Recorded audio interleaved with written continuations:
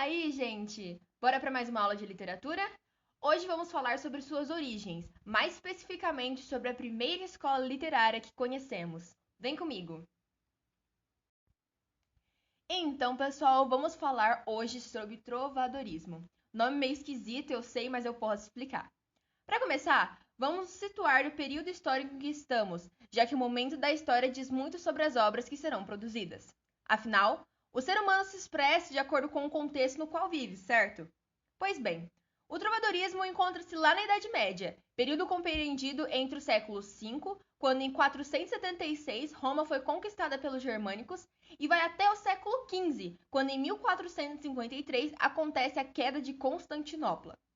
E desde o início desse período, a grande marca cultural e até mesmo social foi a dominação católica. Uma grande manifestação desse poder era que a instituição detinha quase que por completo o controle da produção cultural da época, tendo em vista que no período apenas 2% da população europeia era alfabetizada, sendo a escrita e a leitura atividades praticamente restritas a mosteiros e abadias. Assim sendo, o teocentrismo, termo que significa Deus como centro, é notoriamente observado, visto que a dominação religiosa do período era gigante e vai afetar em grande parte a escola literária trovadorismo. Outro fator que também afetará a literatura é a organização política e social da época, chamada de feudalismo. O feudalismo consistia em uma descentralização do poder, onde a sociedade foi dividida nos chamados feudos, porções de terra na qual existia o senhor feudal, os membros da nobreza, os menos favorecidos, os cavaleiros, os camponeses livres e os servos, os quais eram unidos por uma relação de dependência chamada de vassalagem.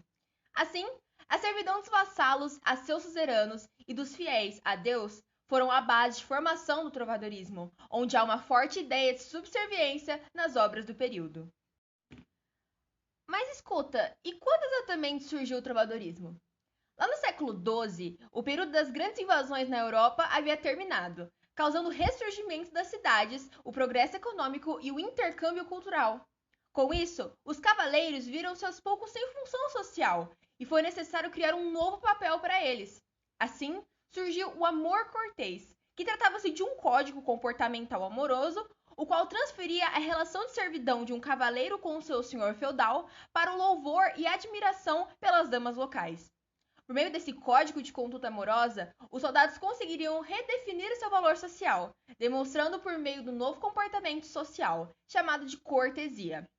Os centros culturais da época eram as cortes dos nobres e dos senhores feudais, e era lá que os jograis apresentavam as cantigas produzidas, quase sempre pelos nobres chamados de trovadores, que recebiam tal nome por praticarem a arte de trovar, que nada mais era do que galantear, conquistar por meio de versos das canções. Isso justifica o nome meio esquisito dessa escola. As cantigas trovadorescas eram muito julgadas por nobres e principalmente pelas mulheres que estavam na corte. Eles seriam os jurados e definiriam a maior ou menor cortesia do artista. Vale lembrar que os instrumentos musicais sempre acompanhavam as recitações das cantigas trovadorescas. Essas cantigas tinham temáticas diferentes e recebiam um nome de acordo com o que diziam em seus versos. Elas eram divididas em duas ideias centrais, as cantigas líricas e as cantigas satíricas. Dentro delas, existiam algumas especificações quanto à temática. Nas cantigas líricas, existiam as cantigas de amor e as cantigas de amigo.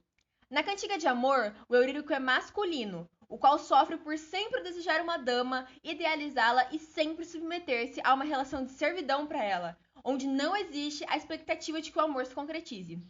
De acordo com o Código do Amor Cortês, a dama desejada deveria ser de uma classe social mais alta, para que a ideia de vassalagem fosse composta e real nas cantigas, e o servidor, que seria o trovador, deveria prezar pela generosidade, lealdade e cortesia.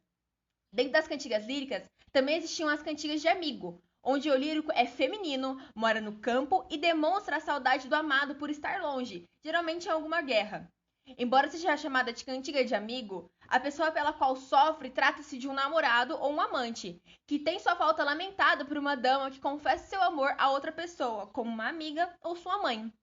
Embora o lírico seja feminino, as cantigas eram compostas por homens, e os membros da corte entendiam tal produção como uma representação de como seria a saudade sentida por uma mulher. Diferente do amor vassalo das cantigas de amor, o amor vivido pelas cantigas de amigo poderia ser concretizado, pois amante e amado são da mesma classe social, o que dá um ar mais alegre a essa cantiga. Porém, existe certo obstáculo para o encontro dos amigos, o qual é representado geralmente pela mãe. Já as cantigas satíricas não tinham uma visão sentimental da sociedade, mas sim um aspecto mais crítico e julgador quanto às ações praticadas dentro dela. Seu propósito era manifestar os usos e costumes da época através do sarcasmo. As cantigas satíricas se dividiam em duas, as de escárnio e as de maldizer. Ambas faziam crítica a diferentes más condutas sociais, mas uma diferenciava-se da outra pela maneira de criticar essas pessoas. Nas cantigas de escárnio, a crítica era feita por meio de palavras de duplo sentido e jogos de palavras, ironias e trocadilhos, para que fosse mais difícil de ser entendida. De modo geral, criticavam e ridicularizavam a conduta de nobres e mulheres que não seguiam o amor cortês. Já as cantigas de maldizer faziam uma crítica mais explícita, citando até mesmo o nome da pessoa. A linguagem dessa cantiga era de baixo calão e ofensiva, muitas vezes tratando de indiscrições amorosas de nobres e até de membros do clero. As cantigas satíricas também poderiam ser utilizadas caso a dama não reconhecesse ou recompensasse o trovador que cumprisse todas as normas do amor cortês. Resumindo, as cantigas líricas falavam de sentimentos de maneira servil, como nas cantigas de amor, ou pela saudade, como pelas cantigas de amigo. Já as satíricas sempre criticavam condutas sociais erradas e utilizavam de ironias e até mesmo de palavras de baixo calão. Bom, pessoal, essa foi a nossa aula de trovadorismo para vocês, o início da literatura portuguesa, que será estudada por nós até 1500, quando começamos a ter o início de nossa própria produção. Façam os exercícios, deem uma olhada também nos textos de exemplo que estarão disponíveis com o seu material de apoio e não deixem de baixar o nosso mapa mental. Um abraço e bons estudos!